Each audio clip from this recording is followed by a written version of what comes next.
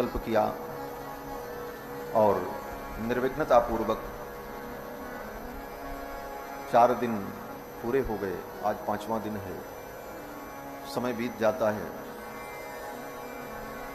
एक समय चर्चा हो रही थी कि कैसे कथा होगी, क्या होगा, और आज 5वां दिन कथा का है। परसों भगवान की कथा विश्राम को प्राप्त करेगी। भगवान के पवित्र लीला स्थली में भगवान के धाम में विराजमान होकर भगवान की मंगलमयी चर्चा सुनने का अवसर मिले, इससे बढ़कर के कोई सौभाग्य नहीं हो सकता। भगवान की जब विशेष कृपा होती है तो ऐसा सुंदर सो अवसर प्राप्त होता है। यद्यपि धन रूपी साधन के द्वारा अन्यत्र कहीं भी बड़े से बड़ा आयोजन, भव्य आयोजन किया जा सकता है, परंतु भगवान के चरणों में बैठकर प्राचीन परंपरा के अनुकूल संत महात्माओं के बीच में भगवान की चर्चा सुनने का जो महत्व है, वो महत्व अन्यत्र नहीं। यहां श्री रामलला सरकार की सन्निधि में जब जब मैं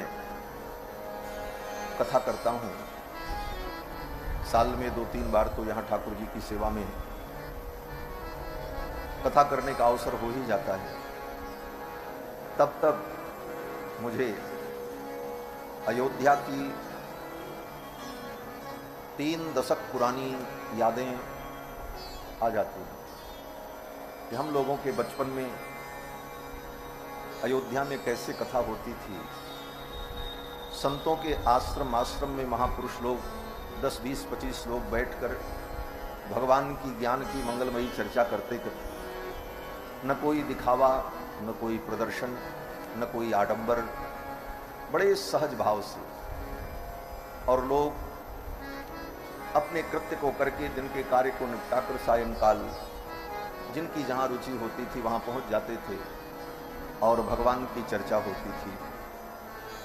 लक्ष्मण किला में पूज्य महाराज श्री कथा सुनाते थे, किलाधीश जी महाराज। श्री ब्रह्मचारी जी महाराज वहां एक थे, बड़े विद्वान, उनका प्रवचन होता था। इधर सायंकाल श्री अयोध्यानाथ मंदिर में हमारे पूज्य स्वामी जी महाराज कथा सुनाते थे, वहां संतों की भीड़ होती थी। छावनी में श्री राम सुंदरदास जी महाराज रामायणी जी, सायंकाल वहां कथा होती थी। श्री पंडित जी महाराज राम कथा कुंज, पंडित श्री अखिलेश्वर दास जी महाराज परम विद्वान, सायंकाल उनके यहाँ कथा होती थी। इधर हनुमानगढ़ी के पास में श्री प्रेमदास जी महाराज रामायणी जी, मानस मार्तंड, उनके यहाँ सायंकाल प्रवचन चलता था। अयोध्या की सभी दिशाओं में यहाँ के बड़े बड़े विद्वान महापुरुष अयोध्या में रहकर नित्य प्रवचन सुनाते थे। जितने दिन अयोध्या में रहते थे उतने दिन उनका प्रवचन जरूर होता था। तब इतने साधन नहीं थे, प्रचार प्रसार का माध्यम नहीं था। लोग स्वयं पता लगाते थे महाराज जी कब आएंगे और कब से कथा शुरू होगी, और घूम घूम करके लोग अयोध्या की गलियों में भगवान का चरित्र सुनते थे। इसी संस्कार के कारण राम का चरित्र, राम का अस्तित्व और भगवान श्री राम की भक्ति अयोध्या में जीवंत बनी रही। भले आतताइयों ने यहाँ आक्रमण किया, बहुत कुछ बिगड़ा बना, बड़ा लंबा इतिहास है, परंतु इसके बाद भी वह राम भक्ति, वह राम जी की उपासना अयोध्या में अक्षुण्ण बनी रही। और जो आनंद था, और सबसे बड़ा प्रचार का माध्यम और संचार का माध्यम क्या था? बोले सरयू जी थे। आप कहोगे सरयू जी? हाँ, सभी संत महात्मा जब सुबह प्रातः काल सरयू स्नान करने जाएं तो वहीं भेंट होती थी एक दूसरे से। पूरे अयोध्या का समाचार सबको मिल जाता, कौन महाराज जी आए, कौन गए, किनकी कथा कहाँ चल रही है, कब चल रही है, कैसे चल रही है।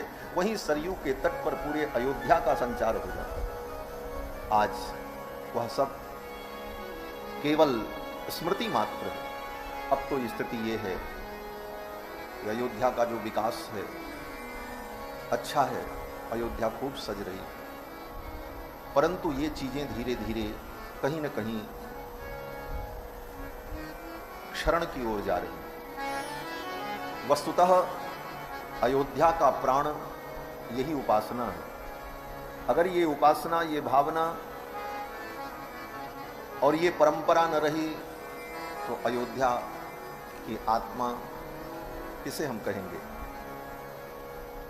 जब जब जब यहां रामलला सदन में, यह भी बड़ी पवित्र कथा की भूमि रही।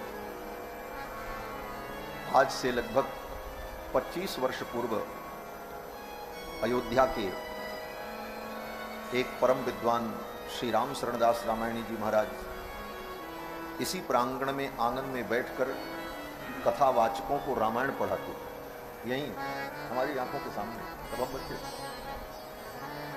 और यहीं बैठकर अयोध्या में आज जो अनेकानेक वक्ता हैं, राम कथा सुनाते हैं, वे सब राम कथा वक्ता यहाँ आकर पूज्य रामायणी जी के चरणों में बैठकर रामायण पढ़ते थे। रामायण की पढ़ाई होती थी।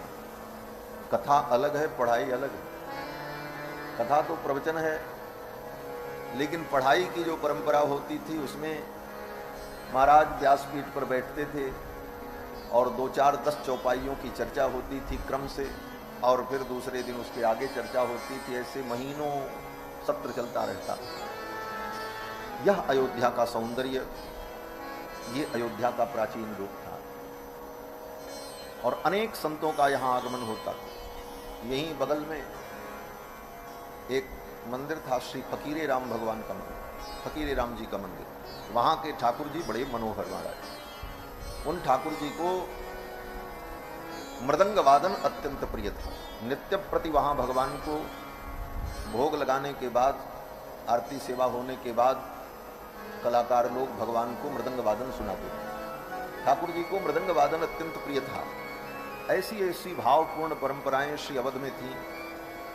कुछ हैं, लेकिन कुछ अब धीरे धीरे शिथिल होती जा रही हैं। बंधुओं, अयोध्या की इस पावन भूमि में बैठकर भगवान की पावन चर्चा करने का अवसर मिले, ये महत् पुण्य है, महत् सौभाग्य है। यहां तो भगवान श्री राम भी बैठ करके प्रवचन सुनते हैं। भगवान श्री राम जब 5 वर्ष के हो गए, उनका यज्ञोपवीतादि संस्कार हुआ, गुरुकुल में पढ़ने गए, और पढ़ लिखकर समस्त विद्याओं में जब पारंगत हो गए, किशोरावस्था आ गई, तो महर्षि वशिष्ठ बैठा करके उन्हें उपदेश करके